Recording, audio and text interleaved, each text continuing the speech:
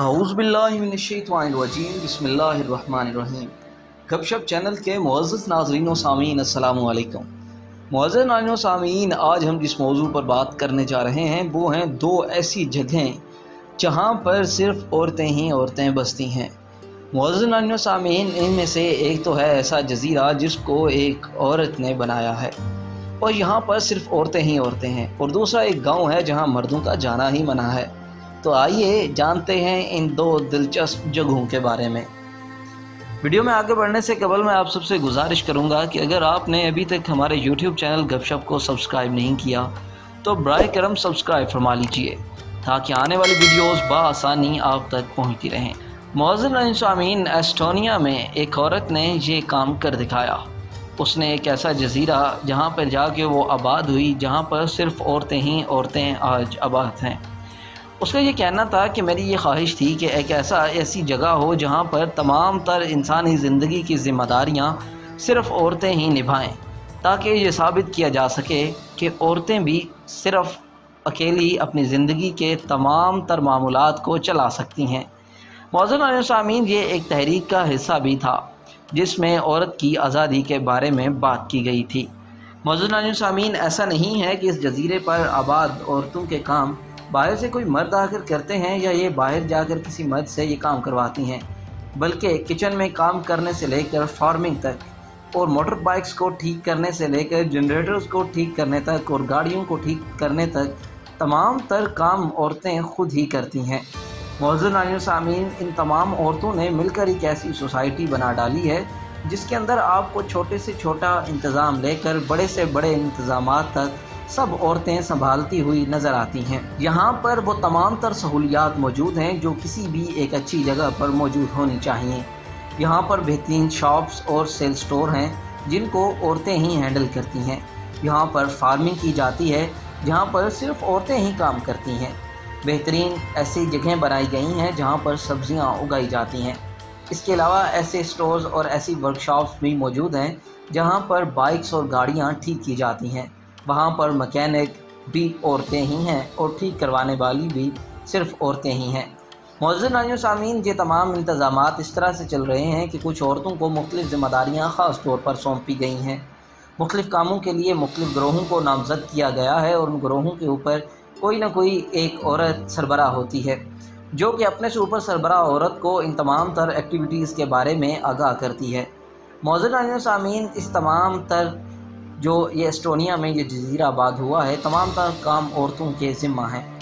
मुअज़्ज़ज़ सामीन, और बहुत सारे ऐसे काम हैं, हैरानी की बात ये है कि जो कि बाहर की मसनूई चीज़ें इस्तेमाल करने के बजाय ये औरतें अपने लिए वो तमाम चीज़ें ख़ुद बनाती हैं। कपड़ों की बात करें तो आज भी ये उस पुराने दौर के मुताबिक ख़ुद कपड़ों को काटती हैं।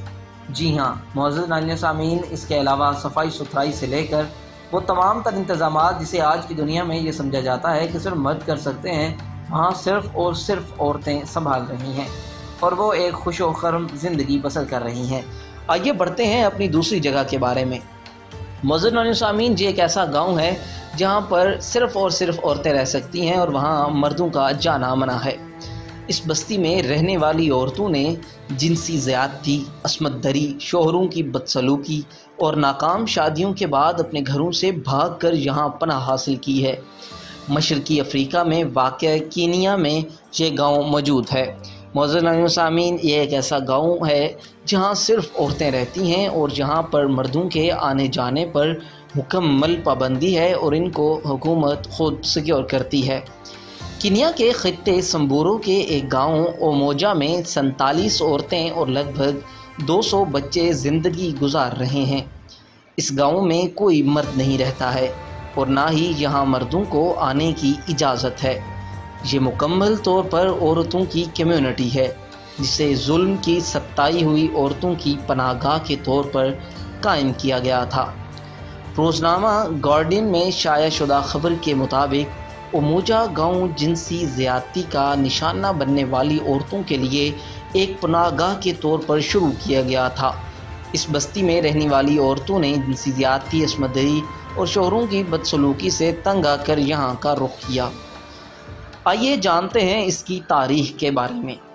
बुनियादी तौर पर औरतों के गाँव का क़याम 1990 यानी कि 1990 ईस्वी की दहाई में हुआ, जब यहाँ बरतानवी फ़ौजियों के हाथों दर्जनों औरतों ने मुख्तलिफ़ मुश्किलों को सहा और मुख्तलिफ़ वाक़यात पेश आए। इस कम्यूनिटी की रहनुमा रेबिका लोलोसली है, जिन्हें उनके शौहर ने बदसलूकी के बाद घर से निकाल दिया था। रेबिका ने यहाँ क़दामत पसंद मुआशरे की तरफ से ठुकराई हुई औरतों को ग्रुप की शक्ल में इकट्ठा किया और उनके अंदर ये मोटिवेशन भरी कि हम अकेले भी रह सकती हैं। उन औरतों को जिन्हें ख़ानदान, शौहर या कम्युनिटी की तरफ से धुतकार दिया गया था। मुअज़्ज़ज़ नाज़रीन व सामीन, रेबिका ने इन तमाम औरतों के अंदर एक दफ़ा फिर से ज़िंदगी की नवीद भरी और इनको ये बात समझाई कि अकेले भी ज़िंदा रहा जा सकता है और उनको मोटिवेट किया। उनके जज्बे को एक दफ़ा फिर से जवान किया और उन्होंने मिलकर इस गांव का क़याम और इसकी बुनियाद रखी। मुअज़्ज़ज़ नाज़रीन व सामीन, उन औरतों ने ही मिलकर अपने घरों को तामीर किया, जो कि ज़्यादा तौर पर उसी तरह पुराने दौर के मुताबिक मिट्टी के और मुख्तलिफ़ घास फूस के बने हुए हैं, लेकिन वो यहाँ खुश रह रही हैं।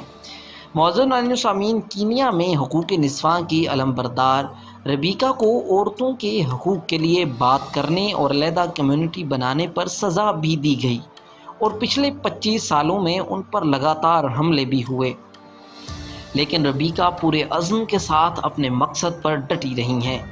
तफसीलात के मुताबिक ओमोजा में रहने वाली औरतें अपना घर खुद चलाती हैं। कम्युनिटी की औरतें मिलकर दस्तकारी का सामान और ज़ेवरात तैयार करती हैं और उन्हें सयाहों को बेचती हैं। इस तरह पूरे गांव के लिए खाने के कपड़े और घर का इंतज़ाम किया जाता है। इस गांव की एक ख़ास बात यह भी है कि यहाँ की औरतें आसपास के देहातों में जाकर लड़कियों की तालीम के लिए भी काम कर रही हैं, ख़ास तौर पर अपनी कम्युनिटी और दीगर कम्युनिटी की लड़कियों से कम उम्री की शादी या जबरी शादी और निस्वानी हवाले से जो मुख्तलिफ़ मुश्किलात का सामना है, उन बारे में वो बातचीत करती हैं। 19 साला जोडिया ने बताया कि उसकी उम्र 13 साल थी जब वो यहाँ आई थी। इसके घर वाले उसे एक बड़ी उम्र के आदमी के हाथ बेच रहे थे। जोडिया कहती है कि यहाँ मेरी हर सुबह मुस्कुराहट के साथ होती है। यहाँ मेरे आसपास सब दोस्त और सब के सब हमदर्द हैं। जीन कहती है कि जिस रोज़ उसके साथ ज़्यादती का वाक़या पेश आया, वो अपने शोहर के जानवरों को चराने गई थी। मैंने ये बात अपने शोहर से छुपाई थी, लेकिन सास को बताया था, जिस पर घर वालों ने मुझे ही उल्टा डांटा, कोसा और मेरे से मुंह मोड़ लिया और खावंद ने बदसलूकी की इंतहा कर दी।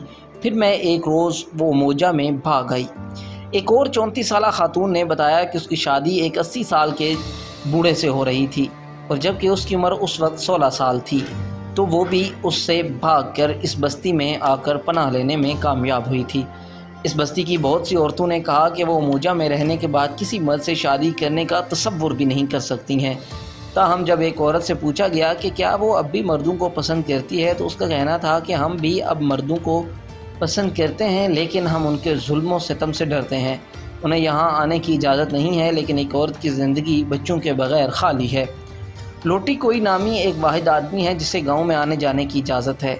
वो हर रोज़ तुलुए आफ्ताब से पहले यहाँ आता है, औरतों के मवेशियों को चराने के लिए बाहर लेकर जाता है, क्योंकि यहाँ घर में खाना पकाना, बच्चों की परवरिश और लकड़ियाँ लाने का काम औरतों की ज़िम्मेदारी होती है, जबकि जानवरों की देखभाल का काम इस मर्द के सुपुर्द है। 2003 में ओमोजा की औरतों की एक ग्रुप ने बरतानवी वकला के साथ मुलाकात की थी, जो वहाँ मुकामी लोगों की शिकायत के हवाले से काम कर रहे थे। इस वक्त औरतों की जानब से 30 सालों में घरकास और बरतानवी फ़ौजियों की तरफ से जो मुख्तलिफ़ मज़ालिम उन पर ढाए गए थे, उसका इंदराज करवाया था। मुअज़्ज़ज़ नाज़रीन सामीन, ये अपनी मिसाल आप हैं। ऐसी औरतें जो कि हिम्मत का अज़म बुलंद करके अपनी ज़िंदगी को अपनी ताकत के बलबूते पर जीने का आगाज़ कर चुकी हैं और आए दिन इस सोसाइटी और इस कम्युनिटी और इसके मज़ालिम से तंग आई औरतें उनमें शामिल होती जा रही हैं। रेबिका ने ये कर दिखाया है और वो इसमें और भी पुरअज़म हैं और मज़ीद फ़ैसिलिटीज़ को उन तक पहुंचाने के लिए वो हर रोज़ कोशिश करती जा रही हैं। उम्मीद करता हूँ आज की ये वीडियो आपके लिए मालूमाती साबित होगी। मज़ीद इसी तरह की इंफॉर्मेशनल वीडियोस को सुनने और जानने के लिए जुड़े रहिए हमारे यूट्यूब चैनल गपशप के साथ। अपना बहुत सारा ख्याल रखिएगा। अगली वीडियो तक के लिए दीजिए इजाज़त। अल्लाह हाफिज़, अल्लाह निगहबान।